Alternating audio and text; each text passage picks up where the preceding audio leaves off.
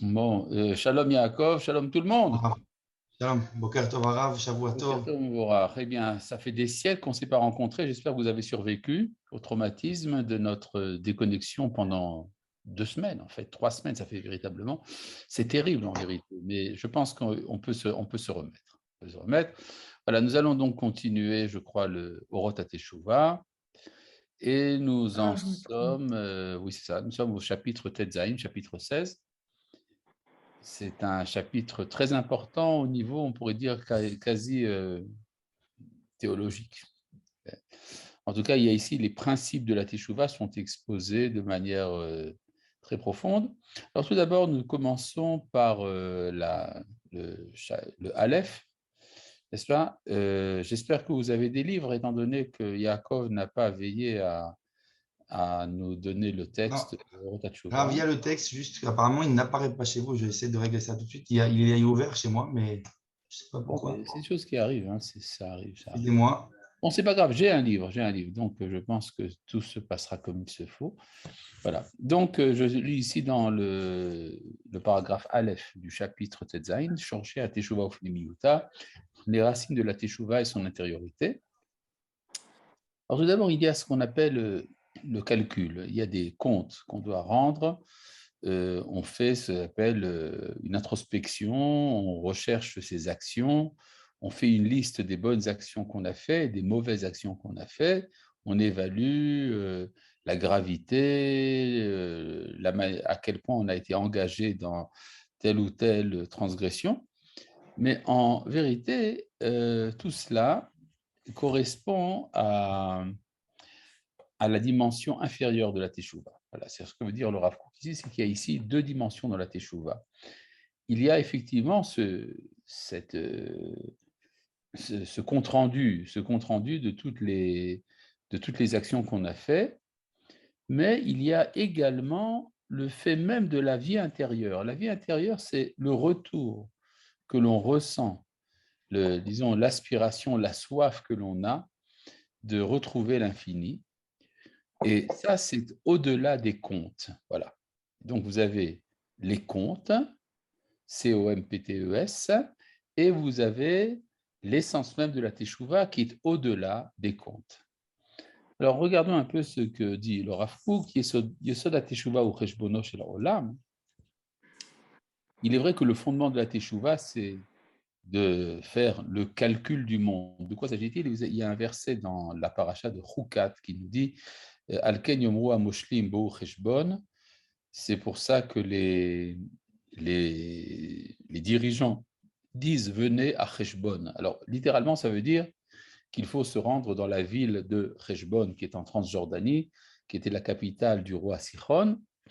Et donc, les poètes nous disent il faut y aller. Moshelim, ça veut dire ceux qui font des paraboles, ceux qui font des fables. Alors, on peut dire donc les fabliaux disent de se rendre dans la ville de Cheshbon. Mais à nouveau, les Chachamim, dans le texte de la Gemara, interprètent ça d'une manière imagée. Moshlim, ça ne veut pas dire seulement ceux qui font des paraboles, mais ceux qui se dominent. À Moshlim Beyitzram, ceux qui dominent leurs instincts. Et quel est le conseil que nous donnent les Moshlim en question? Bo Cheshbon, faites des calculs. C'est-à-dire la ville de Cheshbon veut dire également la ville du calcul. Ça veut dire qu'il faut considérer ce que l'on gagne à une transgression, ce qu'on y perd, ce qu'on perd à faire une mitzvah et ce qu'on y gagne. C'est ça le cheshbon. Et donc, on va dire c'est le fondement de la teshuva. D'abord, de savoir s'examiner, faire un examen de conscience et de savoir où on en est. Donc, yesod la teshuva et cheshbono shel olam. Mais là, le Rav Kook nous rajoute shorshei ha-cheshbon hem lema'ala min ha-cheshbon. Mais les racines du calcul, de l'examen, sont au-delà du calcul. C'est-à-dire que c'est vrai qu'on réfléchit beaucoup sur nos actions, mais il y a quelque chose qui vient avant cette réflexion. La réflexion que l'on fait sur ces actions, elle est précédée par quelque chose d'autre. De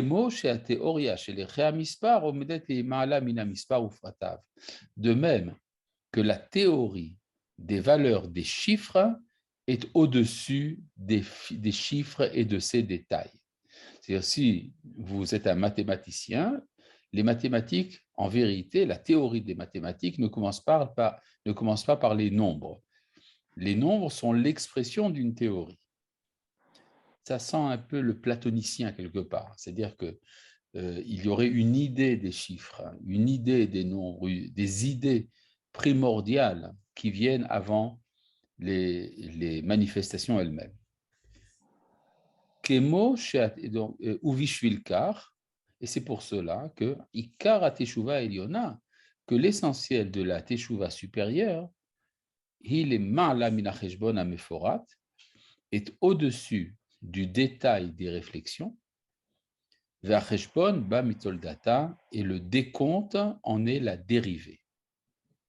J'espère que c'est clair, mais enfin, ce que dit ici le Rav Kook, c'est que ce qui est important, donc, c'est tout d'abord la racine de la Teshuvah. La racine de la Teshuvah est quelque chose qui vient au-delà des calculs que l'on a à faire, et après viennent les calculs. Et il amène pour cela une belle image, une halacha, Vekupa shel cheshbonot aita davka lemata mirushalayim. La coupole des comptes était en bas de Jérusalem. Ça veut dire quoi, la coupole des comptes? Il y avait un lieu à côté de Jérusalem qui était plus bas que Jérusalem, dans laquelle on faisait des sortes de méditation. Quand quelqu'un voulait réfléchir à ses actions, il voulait faire teshuva sur ses actions, il se rendait dans cette coupole. C'était probablement un lieu tranquille.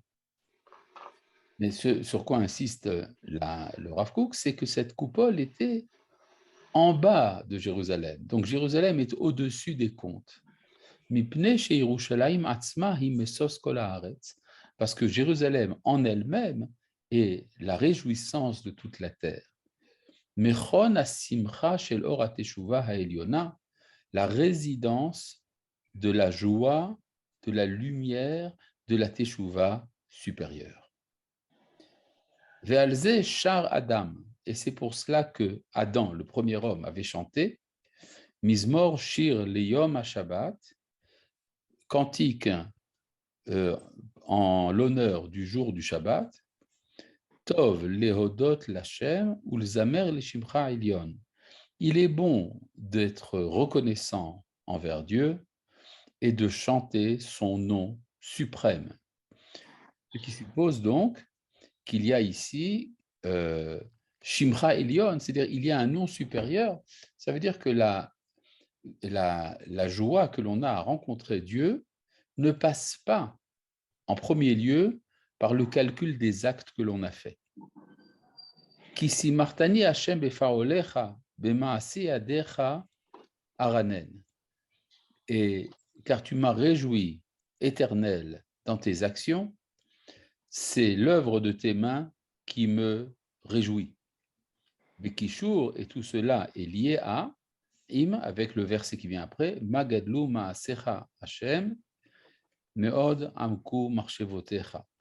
Comme sont grandes tes actions, Dieu, très profondes sont tes réflexions, sont tes pensées, amit alot kol cheshbon, qui sont au-delà de tout détail de compte, kilitvunato en mispar, parce que son discernement est innombrable, les mala me'amida haomeret marabu ma'asecha Hashem, bien au-delà de la mesure qui dit combien sont nombreuses tes actions éternelles. Alors, ici, bon, pour comprendre, c'est un élément de liturgie.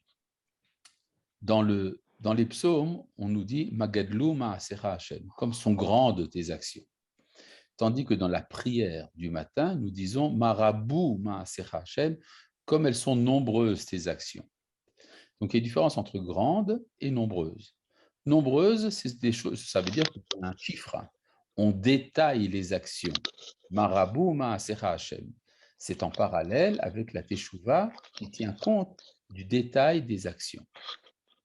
Mais il y a au-delà de cela, il y a également Magadlou, comme elles sont grandes, elles sont au-delà du décompte. Quelqu'un est en train de jouer avec quelque chose, avec un livre, je ne sais pas quoi, ça fait du bruit.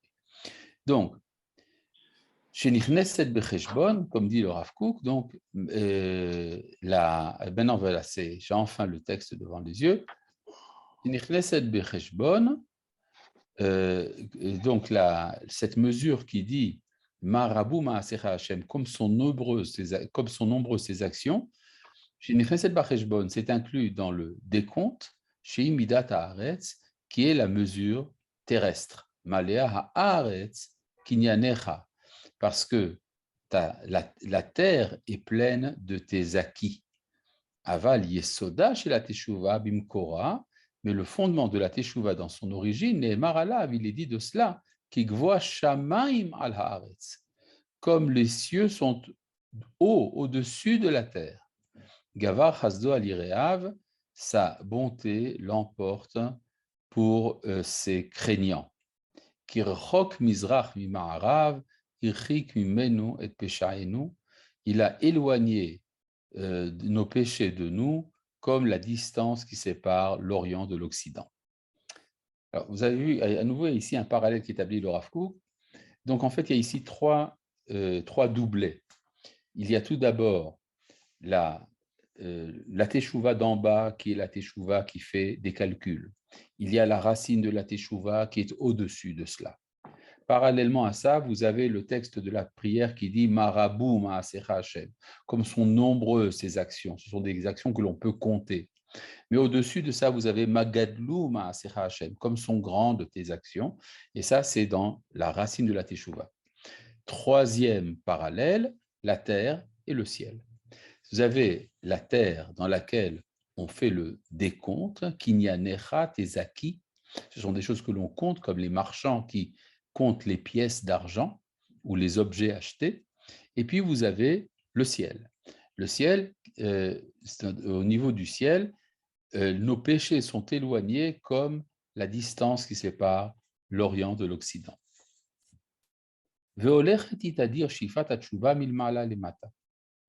Et le flux de la teshuva est permanent du haut vers le bas.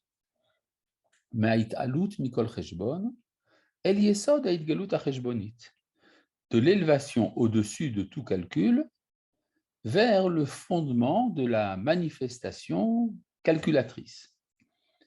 C'est-à-dire qu'on commence par une réflexion extrêmement élevée qui ne tient pas compte du détail des péchés. On pourrait dire une sorte de soif métaphysique supérieure qui vient de notre âme. Et puis après, ça redescend vers les calculs précis. J'ai fait telle et telle chose, je dois réparer telle et telle chose. Umilmata le mala. Et il y a également un mouvement qui va de bas en haut. Mitechunat acheshbon, de la caractéristique du calcul, ad ta'avat givot olam, jusqu'aux aspirations des collines éternelles, des terem harim yuladu, antérieures à l'engendrement des montagnes. Chez Nehemar Bahem, parce que pour les montagnes, il est dit Veshakal bapeles harim, il a pesé les montagnes dans sa balance. Ugvaot bemoznaim, il a pesé également les collines. C'est-à-dire que quand on parle des montagnes et des collines, ça signifie ce qui est décomptable, ce qui peut être compté.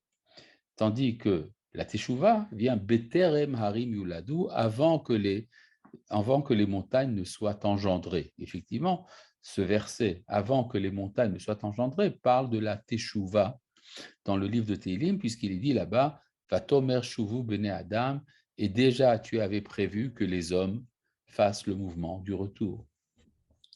Umeolam adolam atael, tashev enosh addaka vatomer shuvu bene Adam, depuis toujours jusqu'à toujours tu es Dieu, tu ramènes l'homme à sa petitesse et tu lui dis, revenez, enfant de l'homme. Voilà, donc en fait, le principe est très simple. Il y a beaucoup d'images qui sont mélangées ici, qui sont amenées par le Rav Kook, des images, des métaphores, mais le grand principe est que la teshuva se passe à deux niveaux. Il y a le niveau pratique, le détail des péchés, mais il y a également l'élément fondamental qui est au-dessus du compte et qui est ce qu'on appelle les ma'ala min hacheshbon. Voilà, je pense que c'est assez clair. Et là, nous pouvons passer à un passage très important du Rav Kook, Aleph astérisque. Vous avez ici une astérisque, rien à voir d'ailleurs avec les Gaulois ni les menhirs, mais en tout cas, ce que nous va nous donner ici le Rav est une sorte de potion magique qui va nous expliquer comment fonctionne la Teshuvah. Bon, alors là, nous allons... Oui. J'avais une question sur le pérec précédent. Bonjour d'abord. Bonjour, oui. Je voulais savoir, est-ce que en prenant, parce que avec la Teshuvah, j'ai fait l'analogie avec la Aliyah, qui est au départ, qui est pas un acte de raison, mais il y a une pulsion au départ qui nous ramène en Israël, et puis le Sechel après rentre en deuxième temps. Est-ce que c'est pas une manière globale en fait de se connecter à la vie, c'est-à-dire d'avoir tout d'abord en fait une manière de vivre les choses, et puis derrière de mettre en action, enfin en mouvement sa raison, en opposition, je dirais, je dirais à la philosophie grecque où c'est d'abord la raison et puis après, enfin, la raison dans un premier temps, alors que nous, là, on nous demande d'abord d'avoir une connexion à la vie, puis de mettre sa raison dans un second temps. Voilà, pour élargir un peu par rapport à la J'ai compris. Bon, écoutez, d'abord, c'est très vrai que avant les choses qui sont dénombrables, il y a le indénombrable. C'est-à-dire, vous avez toujours un principe fondamental qui vient avant l'explication. Et d'ailleurs, comme disait le Rav Kook dans Oroth, il y a d'abord le mouvement de la vie, après viennent les philosophes et les scientifiques expliquer ce qui s'est passé. Mais le mouvement de la vie n'attend pas les philosophes. Est-ce qu'on peut dire que les philosophes eux-mêmes n'ont pas pensé comme ça? Je ne sais pas. Je suppose qu'il y a toutes sortes. Par exemple, si vous pensez à Bergson, alors Bergson était un individu qui mettait la vie, l'élan vital avant la réflexion des philosophes. Il avait conscience de faire partie d'un mouvement de vie. En tout cas, mais effectivement, cette idée dont le Rav Kook parle à propos de la Teshuvah est tout à fait valable pour d'autres phénomènes de l'existence. Voilà. Maintenant, je voudrais aussi, avec votre autorisation, que nous entrions dans le Aleph Kochavit, Aleph astérisque, qui est un des fondements de la Teshuvah. Alors, pour bien comprendre de quoi parle ce passage, qui est un passage à mon avis fondamental, il faut d'abord se poser la question suivante. Comment est-ce que la Teshuvah fonctionne? C'est-à-dire, comment ça fonctionne en nous, ça nous le savons. Nous avons ce qu'on appelle Harata, Vidouille, Kabbalah, Leatid. Nous regrettons et puis après on fait le vidouille, on accepte de ne plus le faire, etc. D'accord, ça marche. Mais comment est-ce que c'est efficace? Pourquoi est-ce que ce mouvement de la Teshuvah serait efficace? Comment est-ce qu'on peut effacer un acte qui a été fait? Un acte méchant, un acte mauvais a été fait. Comment est-ce qu'on peut faire comme s'il n'avait jamais existé? Alors, pour comprendre ça, je voudrais me référer à un élément de la paracha que nous avons lu ce Shabbat. Je pense que ça va nous aider. Quand Yosef se révèle à ses frères, il leur dit « Je suis Yosef ». Il leur dit trois affirmations qui se contredisent l'une l'autre. La première affirmation de Yosef, c'est « Je suis Yosef, votre frère, que vous avez vendu à l'Égypte ». Si je prends très au sérieux ce que dit Yosef, il accuse ses frères d'avoir fait un acte très répréhensible. Quand on vend son frère, du point de vue de la loi fondamentale, on est coupable de mort. Donc c'est très grave ce qu'ils ont fait. Je suis Yosef, votre frère, et vous m'avez vendu, donc vous êtes des Rechaïm. Deuxième affirmation de Yosef, qui atténue très fortement ce qu'on vient de dire, il leur dit « Ne soyez pas attristés de m'avoir vendu, parce que Dieu m'a amené pour vous faire vivre. L'imihya shelachani Elohim lifnechem. » Donc, dans la deuxième affirmation de Yosef, Yosef dit c'est pas grave, à la limite, c'est même très bien que vous m'ayez vendu, donc ne regrettez pas, puisque finalement, ça vous a sauvé de la famine.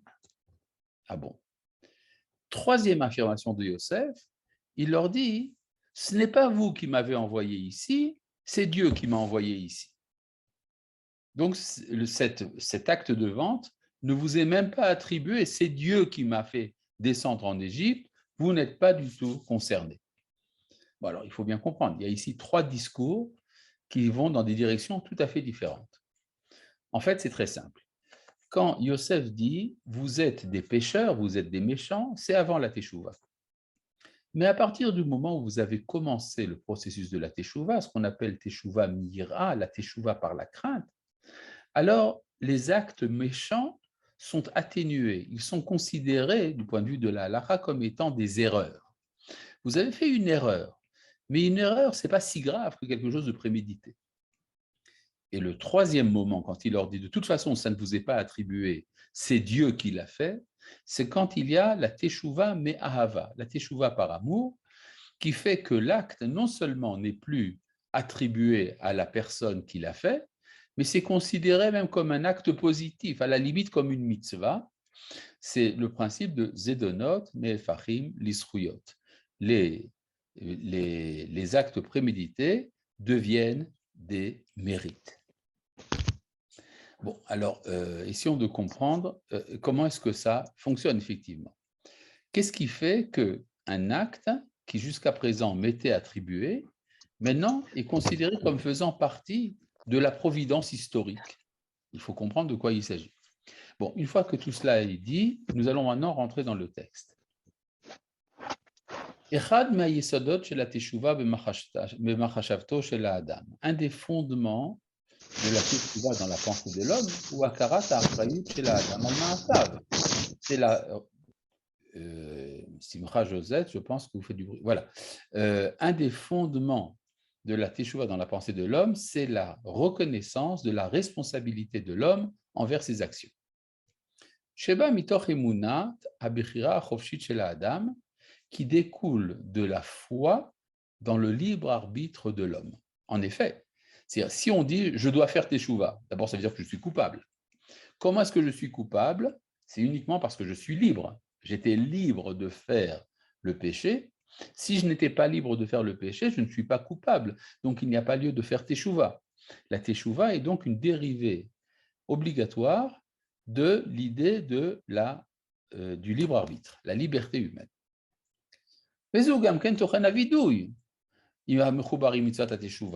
C'est également le contenu du commandement du vidouille qui est lié à la mitzvah de la Teshuvah. C'est-à-dire on doit avouer sa faute.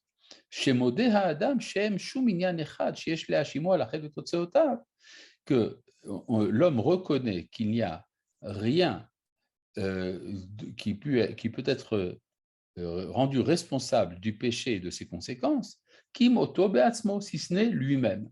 Quand je dis par exemple j'ai péché, ça veut dire c'est moi qui suis responsable et je n'ai personne d'autre à accuser. Et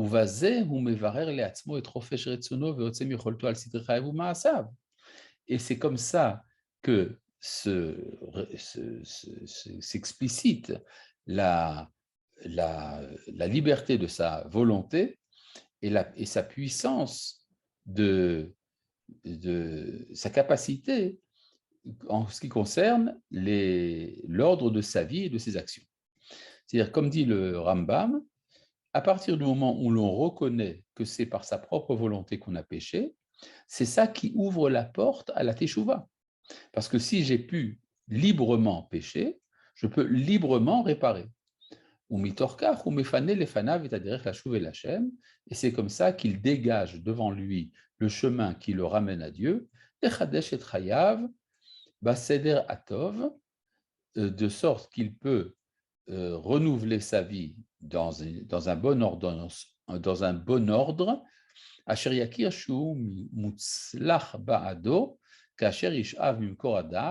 qu'il reconnaît être bénéfique pour lui lorsqu'il est attaché à la source de la connaissance, à mitraber el kedusha Torah Torah mishivat nafesh, lié à la sainteté de la lumière de la Torah qui apaise l'âme. Bon, jusque-là, tout ce que nous venons de lire, on peut dire à la limite, c'est du classique. Le classique étant que le judaïsme considère qu'il y a le libre arbitre.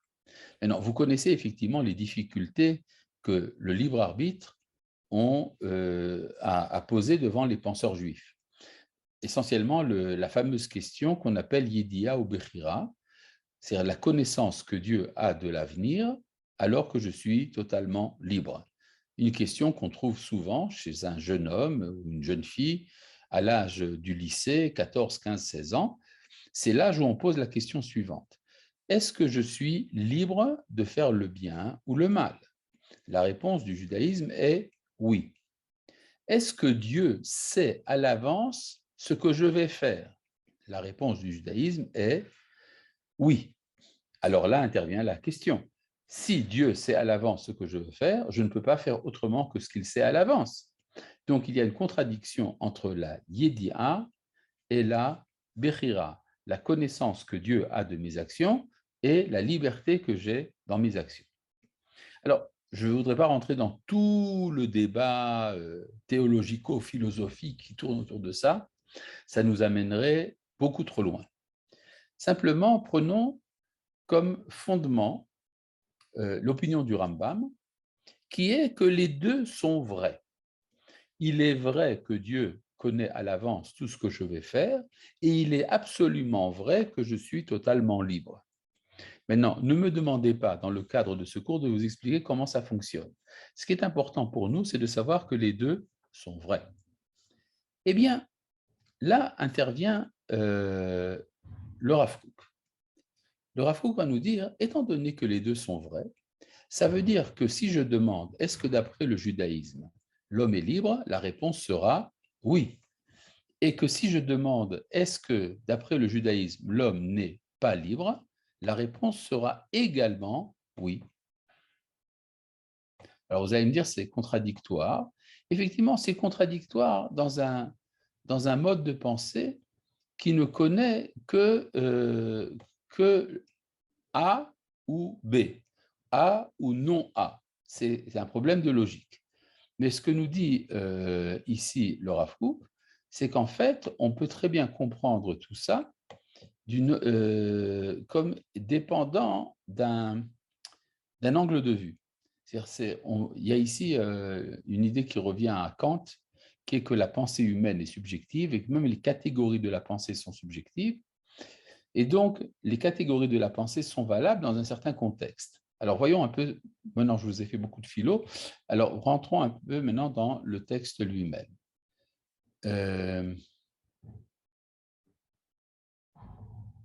Où est-ce qu'on en est? Après la connaissance bien claire, que l'idée qu'il y aurait que deux idées contradictoires ne peuvent pas être dans le même sujet, Hirak Truna Yachasit Lanu n'est qu'une caractéristique relative à nous, les Gabé Sichlenu Amugbal, qui concerne uniquement notre intelligence limitée.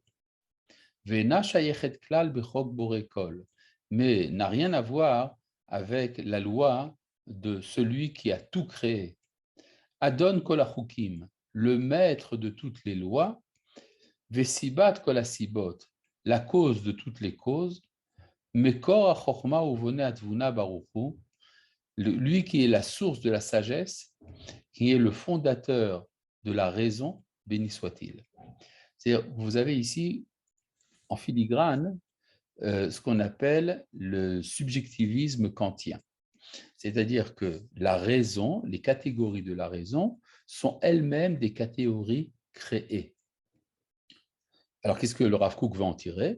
Hinenu nechonim lehavin, nous pouvons maintenant comprendre sheyesh makom gam la hashkafa shel bechirato shel adam vechufsho, qu'il y a une place aussi bien pour la pensée, pour la conception du monde selon laquelle l'homme est libre, vegam le'i bechirato ve'i chufsho, mais également pour l'idée que l'homme n'est pas libre et n'est pas libre. Voilà. Vadevarim nimshachim mikol azramim sheba havaya, et cela découle de tous les mouvements de l'être. Alors, comment régler le problème? C'est très simple. Pour le Rav Kook, tant que je n'ai pas fait teshuva, je suis jugé comme un homme libre. Dès que j'ai fait teshuva, mes actes qui seraient mes actes qui se... Attendez, ici il y a un chat, hein, je ne peux pas me retenir. Le libre arbitre serait-il tout simplement d'accepter que nous choisissions que ce qui nous est possible de choisir? Oui, d'accord, mais si je suis capable de choisir le mal, alors il y a ici le problème. Comment est-ce que je peux faire teshuva de mon choix? La réponse est que, d'une certaine manière, on peut dire que toutes les actions du monde sont aux mains de Dieu, y compris celles qui me semblent dépendre de mon libre arbitre. Alors, ce que dit le Rav Kook, c'est très simple. Quand je choisis le mal, ça veut dire que je prends sous ma responsabilité l'acte de mal. Mais à partir du moment où j'ai fait teshuva, je refuse mon appartenance à cet acte. L'acte mauvais que j'ai fait, maintenant je le réprouve. Si je réprouve cet acte, donc il n'est plus à moi. Mais alors, qu'est-ce qui fait vivre cet acte dans le monde? Comment se fait-il que cet acte a été possible? Ah, c'est parce qu'il est voulu par le Créateur. Et donc, un acte voulu par le Créateur devient ipso facto une mitzvah. Et regardez un peu comment c'est dit ici, c'est génial, à mon sens. Hein. Bon. Tant que l'homme n'est pas revenu de sa faute, et n'a pas mis en place le cheminement de sa teshuva, alors il est sous le fardeau de son choix. Et la culpabilité de toutes ses actions, avec toutes leurs mauvaises conséquences, mutalot, alav, tombe sur lui. Omnam, oui, la faute est donc a posteriori un bien, d'accord. Omnam, c'est pas nouveau. Omnam, achare he'arat teshuva, mais après l'illumination de la teshuva, miad, immédiatement, nimsarim le mafrea, kol hamigraot shebechayav. Alors, tous les manques de sa vie sont a posteriori livrés, ainsi que toutes ces actions, chez les Gaber et chez la dame Enam Tovim, qui, selon la mesure de l'homme, sont des mauvaises actions, et dont les conséquences sont amères, l'irshut agavoa, elles sont transmises vers le haut, c'est-à-dire à Dieu,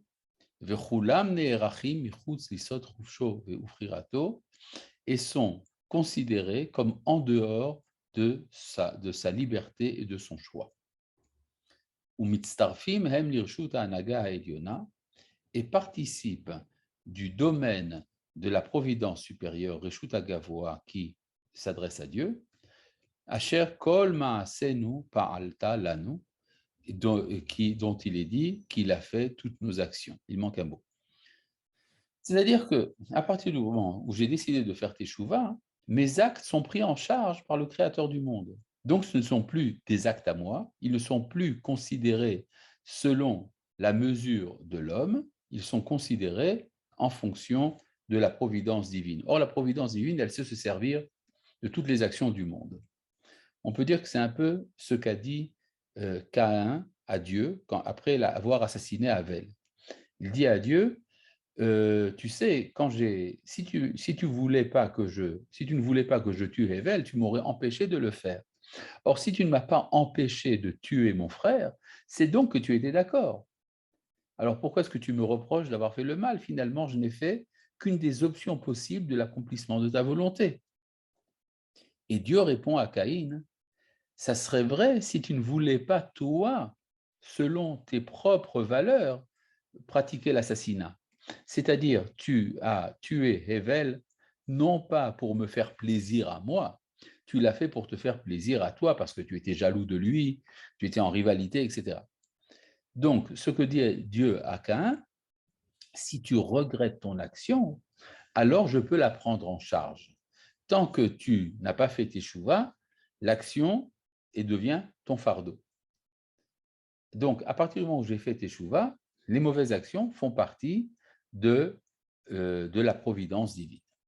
Alors, qu'est-ce qu'il en est également des bonnes actions? Alors, je les ai perdues aussi. Alors là, le Rav Kook nous dit non. Vechol ze, tout cela, hu beyachas latzad hara shebemaasav, ne concerne que l'aspect mauvais de ses actions. Machen ken hatzad hatov, par contre, l'aspect de bien qu'il y a dans mon action, kulo hu kashur im chufshato shel ha'adam, est entièrement lié à la liberté de l'homme. Parce que quand je fais le bien, j'exprime mon être intérieur, tandis que quand je fais le mal, finalement, je vais dans mon extériorité, dans ce qui est superficiel en moi.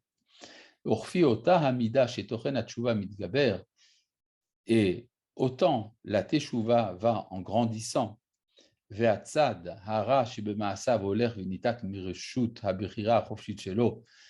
que l'aspect mauvais de ses actes va en se détachant de son libre arbitre, est livré dans le domaine du Très-Haut, où là-bas tout est bien, velo gurhara, et il n'y a pas de mal,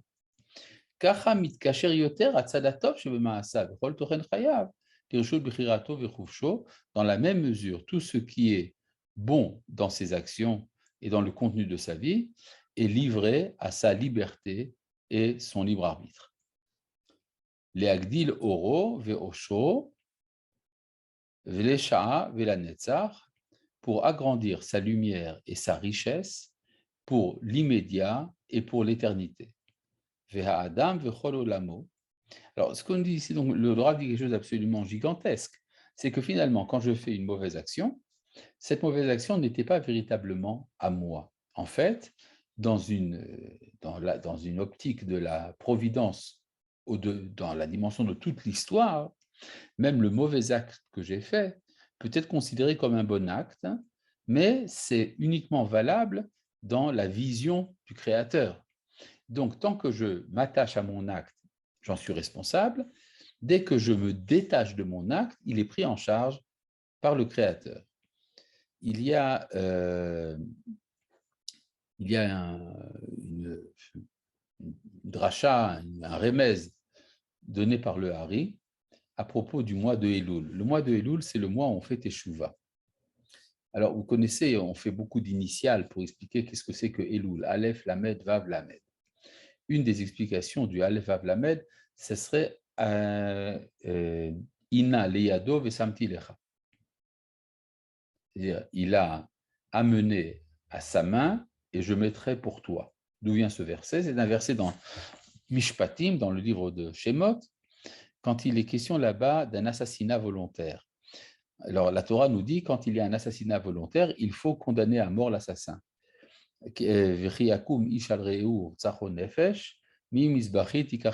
Si un homme se lève contre son prochain et l'assassine, tu dois le prendre même de l'autel pour le mettre à mort. Mais après, la Torah dit, qu'est-ce qui se passe quand l'homicide est involontaire?